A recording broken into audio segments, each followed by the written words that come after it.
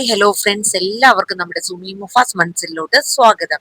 അപ്പൊ നമ്മുടെ നാളെ വരാനിരിക്കുന്ന നമ്മുടെ കാറ്റത്തെ കിളിക്കൂടിലെ കുറച്ച് വിശേഷങ്ങളൊക്കെ കേട്ടാലോ? നമ്മുടെ നിധിയുടെയും സുധീഷിന്റെയും പുതിയ വിശേഷങ്ങൾ എന്തൊക്കെയാണെന്ന് അറിയാം. അപ്പൊ നമ്മുടെ വീഡിയോസ് നിങ്ങൾ കേൾക്കുന്നതിനോടൊപ്പം തന്നെ ഒന്ന് ലൈക്ക് അടിക്കാനും അതോടൊപ്പം ഹൈപ്പ് ചെയ്യാനും മറക്കരുത്. നിങ്ങളുടെ അഭിപ്രായങ്ങളും കൂടെ ഒന്ന് കമന്റ് ബോക്സിൽ രേഖപ്പെടുത്തണം.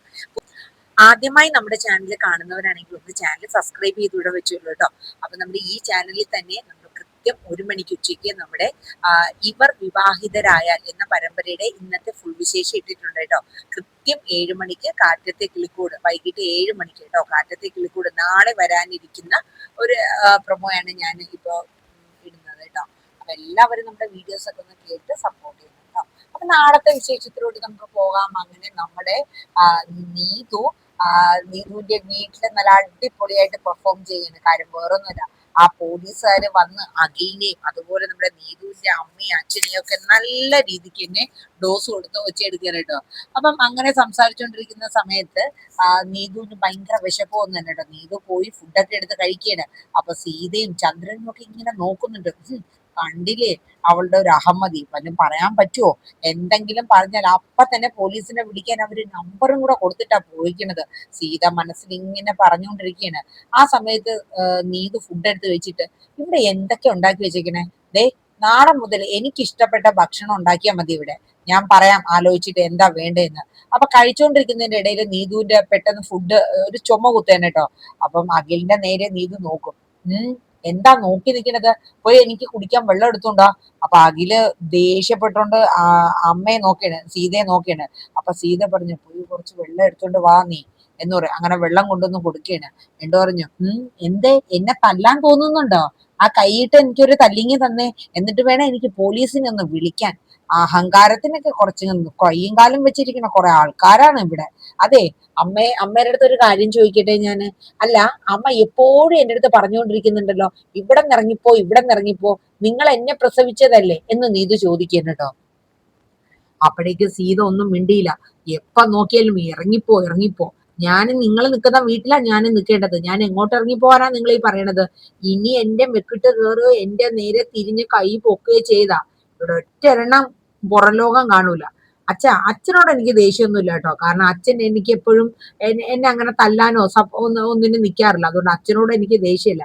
ഇവിടെ ബാക്കിയുള്ളവരുടെ അടുത്താ ഞാൻ ഈ പറഞ്ഞത് എന്നിങ്ങനെ പറഞ്ഞിട്ട് നമ്മുടെ നീതു നല്ല പെർഫോം ചെയ്യാൻ കേട്ടോ. ഈ സംഭവങ്ങളൊക്കെ നീതു നമ്മുടെ ഹരീഷിന്റെ വർക്ക്ഷോപ്പിൽ വന്നിട്ട് അവരുടെ അടുത്ത് പറയണേണ്, നമ്മുടെ ചന്തുവിന്റെ അടുത്തും ഹരീഷിന്റെ അടുത്തും. അവരൊരു ചിരി അങ്ങ് ചിരിക്കുകയാണ്. എന്നാലും നീതു നിന്നെ സമ്മതിച്ചിരിക്കണോന്ന് പറയണ കേട്ടോ ചന്തു.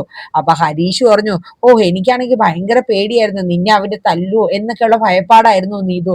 അതൊന്നും പേടിക്കണ്ട, ഇനി ഹരീഷ് ധൈര്യമായിട്ട് ഇരുന്നോളൂ. വീട്ടിൽ എന്റെ നേരെ നോക്കാൻ ഒരെണ്ണത്തിന് പേടിയാ അറിയോ എന്നൊക്കെ പറഞ്ഞു. അത് മാത്രമല്ല, ആ മേഡത്തിന്റെ പേഴ്സണൽ നമ്പറും കൂടെ എനിക്ക് തന്നിട്ടുണ്ട്. എന്താവശ്യം ഉണ്ടെങ്കിലും എത്ര രാത്രിയാണെങ്കിലും എന്നെ വിളിച്ചോളാനാ പറഞ്ഞെന്ന് പറഞ്ഞു. അപ്പോഴേക്ക് എന്നിട്ട് നീതു തന്നെ നമ്മുടെ ഹരീഷിന്റെ അടുത്ത് പറയണ, അതെ, ഇനി നമുക്ക് വേണമെങ്കിൽ 1, 2, 3 എത്ര വർഷം കഴിഞ്ഞാലും കുഴപ്പമില്ല. വേണമെങ്കിൽ നമ്മുടെ സുഭാഷ് ഏട്ടന്റെയും അതുപോലെ നികേഷിന്റെയും കൂടെ കല്യാണം കഴിഞ്ഞിട്ട് നമ്മുടെ കല്യാണം കഴിഞ്ഞാൽ മതി, പോരെ? നമുക്ക് നല്ല ലൈനൊക്കെ അടിച്ച് അടിപൊളിയായിട്ട് നടക്കാന്ന് പറഞ്ഞു. ഇത് കേട്ടപ്പോ ചന്ത് താടിക്ക് കൈവച്ചിട്ട്, കൊള്ളാം, എന്തായാലും സമ്മതിച്ചിരിക്കുന്നു. അപ്പൊ ഇതൊക്കെ കഴിഞ്ഞ് നമ്മുടെ വൈകിട്ട് നമ്മുടെ ഹരീഷ് വീട്ടിലോട്ട് വരെയാണ് കേട്ടോ.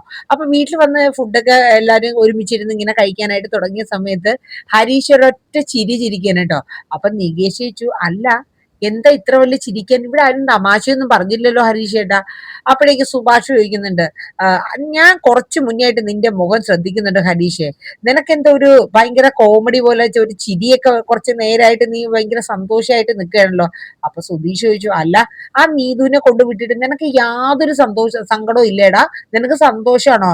അവളിപ്പോ അവളുടെ അവസ്ഥ എന്തായിരിക്കും എന്നുള്ളത് ഓർത്തിട്ട് ഞങ്ങൾക്ക് ഇവിടെ ടെൻഷനാന്ന് പറഞ്ഞു. അപ്പോഴേക്കും നമ്മുടെ ഹരീഷ് പറഞ്ഞു, അതിന്റെ ഒന്നും ആവശ്യമില്ല സുധീഷേട്ടാ, അവിടെ എല്ലാ കാര്യങ്ങളും ഡബിൾ ഓക്കെ ആണെന്ന് പറഞ്ഞു. ഓക്കെയോ? അപ്പൊ സുഭാഷ് ചോദിച്ചു, നീ എന്താ പറയണ? അവളുടെ അമ്മയും അച്ഛനും ആ ആങ്ങള ചെറുക്കനും ഒന്നും ചെയ്യൂലെന്നാണോ? അപ്പൊ സുധീഷ് പറഞ്ഞു, ആ ആങ്ങളെന്ന് പറയണ ആഗ്രഹമുണ്ടല്ലോ, അവനെ ഒരു സൈക്കോയാ. അപ്പൊ നിധി പറഞ്ഞു, പാവം നീതുവിന്റെ അവസ്ഥ ഇപ്പൊ എന്താണോ എന്തോ എന്നിങ്ങനെ നിധിയും പറഞ്ഞുകൊണ്ടിരിക്കുകയാണ്. അപ്പോഴാണ് ഹരീഷ് സംഭവങ്ങളൊക്കെ പറയണത്. ഇന്ന് നീതു എന്നെ വർക്ക്ഷോപ്പിൽ കാണാൻ വേണ്ടിയിട്ട് വന്നിട്ടുണ്ടായിരുന്നു. ആ നീതു കുറെ കാര്യങ്ങൾ അങ്ങോട്ട് പറഞ്ഞു. ഞാൻ ഇവിടെ നിന്ന് അവളെ വീട്ടിൽ കൊണ്ടുവന്ന് ആക്കിയല്ലോ, ഒരു മൊബൈലൊക്കെ മേടിച്ചു കൊടുത്താണ് കൊണ്ടാക്കിയത്. അതിനുശേഷം അവരെല്ലാവരും കൂടെ ചേർന്നിട്ട് നീതുവിനെ തല്ലാനായിട്ട് ചെന്നു.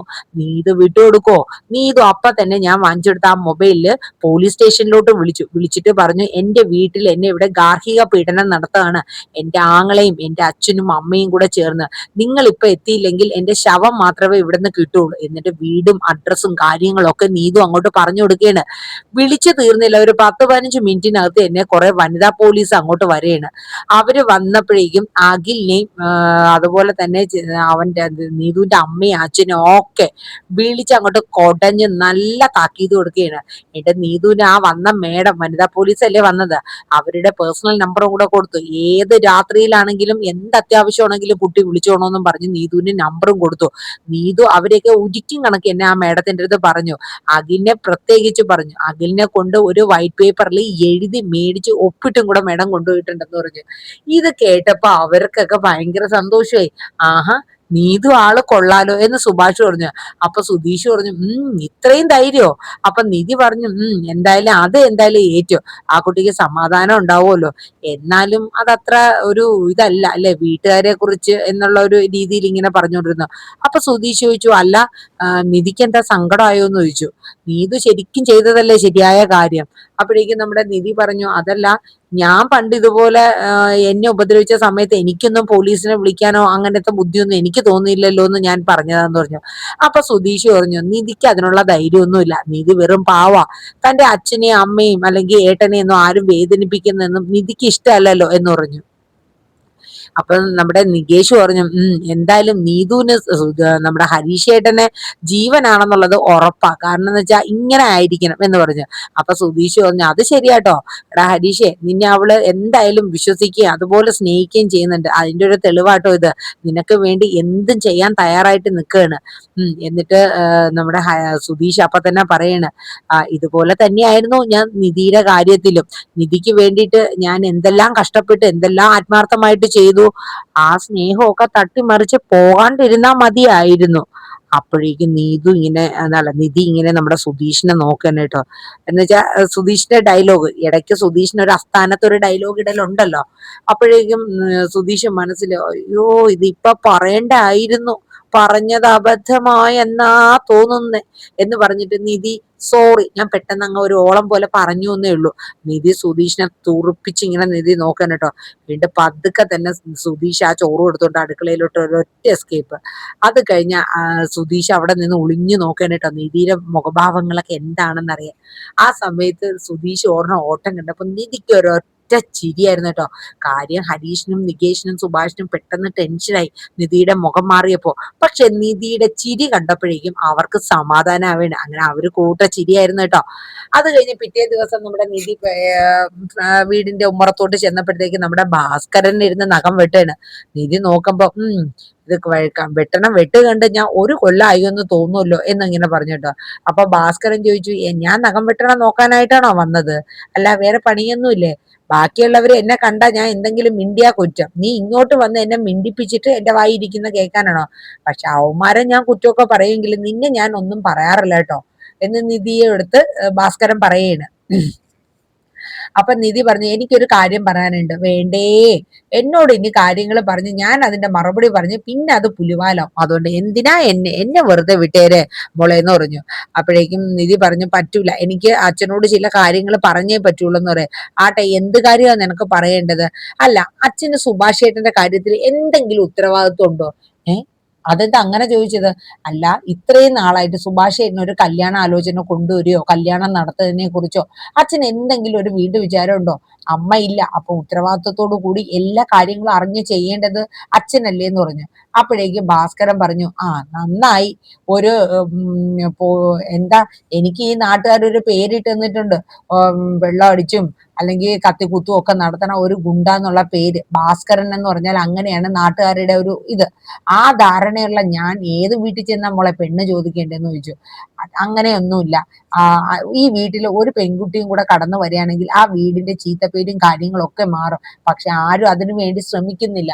സുഭാഷ് ഏട്ടന്റെ കാര്യത്തിൽ ആർക്കും അതിനുള്ള ഒരു ഉത്തരവാദിത്വം എടുക്കുന്നില്ല എന്ന് തന്നെ പറഞ്ഞു. അപ്പോഴേക്കും ഭാസ്കരൻ പറഞ്ഞു, അല്ല ഞാൻ എന്ത് ഉത്തരവാദിത്വ കുറവാണ് ഇവിടെ കാണിച്ചത്? അവനെ ഇങ്ങനെ നിന്നുപോയി കുറെ നാള് കല്യാണം നോക്കി ഒരു ഉത്തരവാദിത്വത്തോടു കൂടെ നടന്നു. ഒരു കല്യാണവും ഇഷ്ടപ്പെട്ടില്ല. ഒന്നുകിൽ പെണ്ണിനെ അവനെ ഇഷ്ടപ്പെടില്ല, അല്ലെങ്കിൽ അവന് പെണ്ണിനെ ഇഷ്ടപ്പെടില്ല. ഇനിയിപ്പോ അഥവാ രണ്ടുപേരും ഇഷ്ടപ്പെട്ട് കഴിഞ്ഞാൽ വീട്ടുകാർക്ക് ഇഷ്ടപ്പെടില്ല. ഇതായിരുന്നു അവസ്ഥ. ഞാൻ എന്ത് ചെയ്യാനാ? അപ്പോഴേക്കും നിധി പറഞ്ഞു, എന്റെ വീട്ടിൽ എന്റെ ചേട്ടന്റെ കല്യാണമൊക്കെ എന്റെ അച്ഛന് നല്ല ഉത്തരവാദിത്വത്തോടു കൂടിയാ ചെയ്തത്. അപ്പോഴേക്കും ഭാസ്കരൻ പറഞ്ഞു, നിന്റെ അച്ഛന്റെ കാര്യമാണോ? എന്നിട്ടാണോ സ്വന്തം മോളുടെ കല്യാണം ഇഷ്ടമില്ലാണ്ട് ഒരുത്തനെ കൊണ്ട് കല്യാണം കഴിക്കാൻ വേണ്ടി നിർബന്ധം കാണിച്ചത്? അപ്പോഴേക്കും നിധി പറഞ്ഞു, ഇനിയിപ്പോ ആ മാറ്റർ അച്ഛൻ പിടിച്ച് തൂങ്ങണ്ട.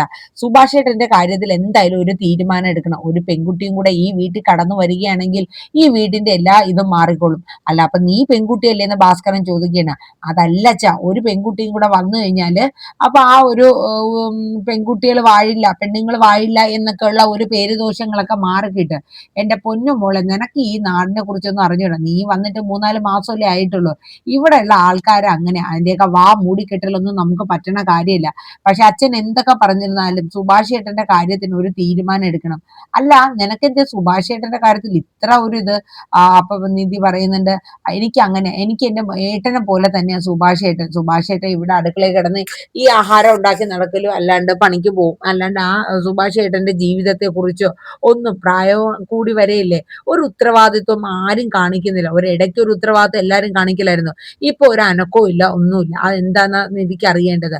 അപ്പോഴേക്കും നമ്മുടെ ഭാസ്കരൻ പറഞ്ഞു, എന്തായാലും മോളെ നീ ജോലിക്ക് പോവാൻ നോക്ക്. അവന്റെ കാര്യത്തിലൊന്നും ഇനി ഉത്തരവാദിത്വം എടുക്കേണ്ട കാര്യമൊന്നുമില്ല. അവനെ സംബന്ധിച്ച് ഒരു പെൺകുട്ടിയെ പ്രേമിച്ച് വളച്ചു കൊണ്ടുവരാൻ പോലും അറിഞ്ഞുകൂടാ. അങ്ങനത്തെ അവനെ ഇനി എന്ത് ഉത്തരവാദിത്വമാണ് ഞാൻ പഠിപ്പിക്കേണ്ടതെന്ന് ഭാസ്കരൻ പറയുന്നുണ്ട്. അപ്പോഴേക്കും നിധിക്ക് അങ്ങോട്ട് ദേഷ്യം വരെയാണ്. കാരണം എന്ത് പറഞ്ഞാലും ഭാസ്കരൻ ഇങ്ങനത്തെ ഒരു ഉളപ്പ് സംസാരിക്കുന്നത്. നിധി ദേഷ്യപ്പെട്ടിട്ട് അകത്ത് കയറി പോയാണ്. അപ്പോഴേക്കും ഭാസ്കരൻ ഇരുന്ന് ചിരിക്കുക. അകത്തോട്ട് കയറി ചെന്നപ്പോഴോ കളി വേറെ. നമ്മുടെ ഹരീഷും സുധീഷും നികേഷും കൂടെ ഇരുന്ന് ഭയങ്കര മൊബൈലിൽ കുത്തി കളിയും കോമഡി പറിച്ചിലും. സുഭാഷ് ആണെങ്കിൽ പച്ചക്കറി മേടിക്കാൻ വേണ്ടിയിട്ട് അവിടെ കുറെ പെണ്ണുങ്ങൾ, അയൽവക്കത്തുള്ള പെണ്ണുങ്ങളും ഉണ്ട്. അതിനോടൊപ്പം തന്നെ സുഭാഷും കൂടെ ചേർന്ന് പച്ചക്കറിയൊക്കെ മേടിക്കണം. അപ്പൊ അതിലൊരു ഒരു ലേഡി ചോദിക്കുന്നുണ്ട്, അല്ല സുഭാഷേ, നിന്റെ വീട്ടിൽ നീയാണോ ഈ കാര്യങ്ങളൊക്കെ ചെയ്യണത്? അവിടെ ഒരു പെണ്ണ് കെട്ടി വന്നിട്ടുണ്ടല്ലോ, അവളൊന്നും ചെയ്യില്ലേ? അവക്ക് ജോലിക്ക് പോവാനൊക്കെ ഇല്ലേ ചേച്ചി? അതുകൊണ്ടാന്ന് സുഭാഷ് പറഞ്ഞു. എന്നാലും ഇച്ചിരി പണിയൊക്കെ ചെയ്യില്ലേ? അപ്പൊ സുഭാഷ് പറഞ്ഞു, അയ്യോ അവൾ എന്റെ ഒപ്പം നിന്ന് എല്ലാ കാര്യങ്ങളും പണിയൊക്കെ ചെയ്യാനും ഒക്കെ പഠിച്ചു വരുന്നതേ ഉള്ളൂ എന്നിങ്ങനെ പറയൂട്ടോ. ഈ സമയത്ത് നമ്മുടെ ഹരീഷും അതുപോലെ തന്നെ നമ്മുടെ സുധീഷും കൂടെ നമ്മുടെ സുഭാഷ് ഇങ്ങനെ പച്ചക്കറി മേടിച്ചുകൊണ്ടിരിക്കുന്നത് കാണേണ്ട കേട്ടോ. അപ്പോഴേക്കും ഹരീഷ് പതുക്കെ നമ്മുടെ സുധീഷ് പതുക്കെ നമ്മുടെ സുഭാഷിനെ വിളിച്ചിട്ട് പറയും, സുഭാഷ് ഏട്ടാ ഒന്ന് ഇങ്ങോട്ട് വന്നേ. എന്നിട്ട് പറയും, അതെ ഈ പെണ്ണുങ്ങളുടെ ഇടയിൽ നിന്ന് ഇങ്ങനെ പച്ചക്കറി മേടിക്കാൻ സുഭാഷ് ഏട്ടൻ നാണാവണില്ലേ? ഒന്നാമത് രാവിലെ നിധി വന്നിട്ട് അവരെയൊക്കെ ഒച്ചയെടുത്തതിന്റെ ഒരു ഇതിലിരിക്കുകയാണ്. കാരണം എന്ന് വെച്ചാൽ നിങ്ങൾ പോലും ഒരു ഉത്തരവാദിത്വം കാണിക്കുന്നില്ല. കാര്യം സുഭാഷ് ഏട്ടന്റെ കാര്യത്തിൽ ഒരു ഉത്തരവാദിത്വം നിങ്ങൾക്കില്ല. സുഭാഷ് ഏട്ടനോട് ഒരു സ്നേഹവും ഇല്ല. അതുകൊണ്ടല്ലേ സുഭാഷ് ഏട്ടന്റെ കല്യാണ കാര്യത്തിൽ നിങ്ങൾ പോലും ഒരു തീരുമാനം എടുക്കാത്തത് എന്നൊക്കെ പറഞ്ഞ് നിധി വഴക്ക് കൊടുത്തായിരുന്നല്ലോ. അപ്പൊ ആ ചൂടിന് തന്നെ സുധീഷ് നമ്മുടെ സുഭാഷിനെ ഒച്ചയെടുക്കണം, ഈ പെണ്ണുങ്ങളെ കൂടെ ഇടയിൽ കിടന്ന് വരവണ്ട, നമുക്ക് ഓൺലൈൻ വഴി പച്ചക്കറി മേടിക്കാന്നൊക്കെ പറഞ്ഞ് നമ്മുടെ സുഭാഷിനെ വഴക്ക് പറയണം. അപ്പോഴേക്കും സുഭാഷ് പറഞ്ഞു, എടാ അവരെ ഞാൻ ഇന്നും ഇന്നലെയും കാണാൻ തുടങ്ങിയ ചേച്ചിമാരല്ല, നമ്മുടെ തൊട്ടപ്പുറം ഇപ്പുറം ഉള്ള ചേച്ചിമാരാ. അവരെ അടുത്ത് നിന്നും പറഞ്ഞ് എനിക്ക് ഒരു തേയ്മാനവും വരാൻ പോണില്ല. പിന്നെ നമ്മുടെ നികേഷിന് എപ്പോഴും പരാതിയാണ്, എന്നും ഒരേ കറി. അതുകൊണ്ട് ഞാൻ ഒരു പുതിയ കറി ഉണ്ടാക്കുന്നതിനെ കുറിച്ച് അവരുടെ അടുത്ത് ഗവേഷണം നടത്തിക്കൊണ്ടിരിക്കുക. ഓ എന്റെ പൊന്നു സുഭാഷ് ഏട്ടാ, മനുഷ്യനെ നാണം കെടുത്തല്ലേ, നിങ്ങൾ ഇങ്ങോട്ട് കയറി വരണുണ്ടോന്നും പറഞ്ഞ് സുധീഷ് ഒച്ചയെടുക്കുകയാണ്. പക്ഷെ സുഭാഷ് അതൊന്നും കേൾക്കാൻ നിൽക്കില്ല കേട്ടോ. സുഭാഷ് പോയി വീണ്ടും പച്ചക്കറിയൊക്കെ മേടിച്ചുകൊണ്ട് സെറ്റായിട്ട് വരെയാണ്. പറഞ്ഞിട്ട് കാര്യമില്ല എന്നും പറഞ്ഞ് ഹരീഷും സുധീഷും അകത്ത് കയറി പോകും. അത് കഴിഞ്ഞ് പിന്നീട് കാണിക്കുന്നത് നമ്മുടെ നിധിയും നമ്മുടെ നികേഷും കൂടെ ജോലിക്ക് പോകാനായിട്ട് ഇങ്ങനെ ഇറങ്ങുകയാണ്. അപ്പോഴേക്കും നിധി അല്ലെങ്കിൽ തന്നെ നിധി എല്ലാവർക്കും ഇട്ട് ഡോസ് കൊടുത്തേക്കാണ്, ഹരീഷിനും സുധീഷിനും ഒക്കെ. കാരണം വെച്ചാൽ ഒരു ഉത്തരവാദിത്വം നിങ്ങൾ സുഭാഷ് ചേട്ടന്റെ കാര്യത്തിൽ കാണിക്കുന്നില്ല. സുഭാഷ് ചേട്ടന്റെ വയസ്സ് ഇങ്ങനെ ഏറി ഏറി വരെയാണ്. ഒരു കല്യാണം കഴിപ്പിക്കുക, അതൊന്നും നിങ്ങൾ ആരും ശ്രമിക്കില്ല, അച്ഛനും ഉത്തരവാദിത്വം ഇല്ലെന്നും പറഞ്ഞ് നിധി അവർക്കൊക്കെ ഒച്ച കൊടുത്ത് നന്നായിട്ട് ഒച്ച എടുത്തിട്ടിരിക്കുകയാണ് കേട്ടോ. അപ്പോഴേക്കും സുധീഷും ഹരീഷും മനസ്സുകൊണ്ട് ആലോചിക്കണം, അത് നിധി പറയുന്നതിലും കാര്യമുണ്ട്. കാരണം സുഭാഷ് ഏട്ടന്റെ ജീവിതത്തിൽ ഒരു താല്പര്യം നമ്മൾ കാണിക്കാത്തത് കൊണ്ടാണോ ഇനിയിപ്പോ എന്തെങ്കിലും ഒന്ന് ചെയ്യണം എന്ന രീതിയിൽ അവർ ആലോചിച്ചിരിക്കുകയാണ്. ആ സമയത്ത് അവർ രണ്ടുപേരും കൂടെ നമ്മുടെ നികേഷും നമ്മുടെ നിധിയും കൂടെ ജോലിക്ക് പോകാനായിട്ട് ഇങ്ങനെ നടന്ന് ബസ് സ്റ്റോപ്പിലോട്ട് പോവാ. ആ സമയത്ത് നമ്മുടെ നിധി ഇങ്ങനെ കല്യാണ കാര്യമൊക്കെ പറഞ്ഞുകൊണ്ടിരിക്കുകയാണ് സുഭാഷിന്റെയൊക്കെ.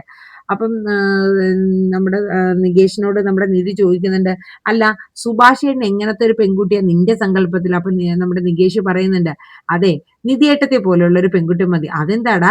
അത് നിധിയേട്ടത്തെ വന്നതിൽ പിന്നെ ഞങ്ങളുടെ ഈ കിളിക്കൂട്ടിൽ ഒരുപാട് മാറ്റങ്ങളുണ്ട്, അതുപോലെ മാറ്റങ്ങളൊക്കെ വരുന്ന ഒരു പെൺകുട്ടിയാ നല്ലതെന്ന് പറഞ്ഞു. കൊള്ളാം. അല്ല നിനക്ക് എപ്പോഴാ ഒരു കല്യാണമൊക്കെ വേണ്ട? മിക്കവാറും ഒരു വർഷം കൂടെ കഴിയട്ടെ, ഈ ക്ലാസ് ഒക്കെ ഒന്ന് കഴിഞ്ഞു കഴിഞ്ഞിട്ട് കല്യാണം ആലോചിക്കാന്നാണ് ഞാൻ വിചാരിക്കുന്നതെന്ന് നികേഷ് പറയും. ഒറ്റ അടി ഞാൻ വെച്ചെന്നുണ്ടല്ലോ. അങ്ങനെ രണ്ടുപേരും കൂടെ തമാശയൊക്കെ പറഞ്ഞ് ബസ് സ്റ്റോപ്പിൽ എത്തുമ്പം അവിടെ ഒരു പതിവില്ലാത്ത ഒരു പെൺകുട്ടി അവിടെ നിൽക്കട്ടോ. അപ്പൊ നികേഷിനെ കണ്ടത് മുതൽ നോക്കി നിൽക്കുകയാണ്, നികേഷ് നോക്കുന്നുണ്ട്.